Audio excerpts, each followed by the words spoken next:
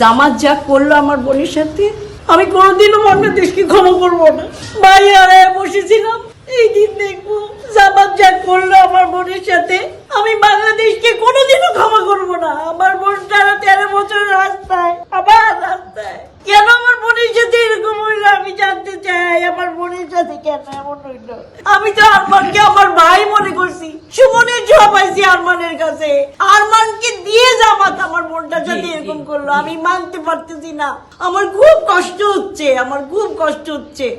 জামাতে সেই যে হাদি একদিন বলছিল জামাতের কাজ তো হচ্ছে তলে তলে, ওরা তো সারা জীবনই তলে তলে রাজনীতি করে। ঠিক তাই করলো আমাদের তুলির সাথে, আমাদের তুলির সাথে ঠিক তাই করলো জামাত। কিন্তু আরমানকে দিয়ে কেন?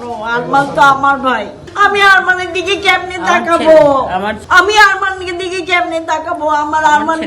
আমার আরমানকে খারাপ ভাবতেও খারাপ লাগবে, কিন্তু আমি জামাতকে একদম ঘৃণা করি, ঘৃণা করি, ঘৃণা করি। আমার বোনটাকে আবার কষ্ট দিল।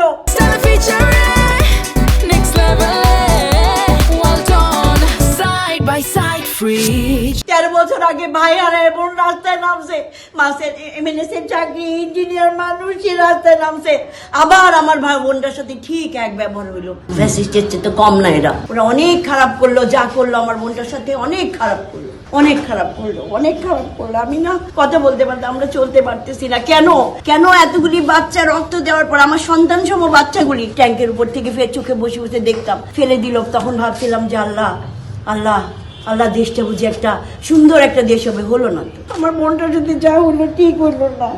জামাত ঠিক করলো না, জামাত ঠিক করলো না, জামাত ঠিক করলো না। জামাতের সেই রূপ, জামাতের সেই 71-এর রূপ জামাত দেখা দিল। কোথায় আরমান, কোথায় জামাতের এই আচরণ? সত্যি সত্যি জামাত কোথায় সেই রূপ দেখা দিল 71-এ?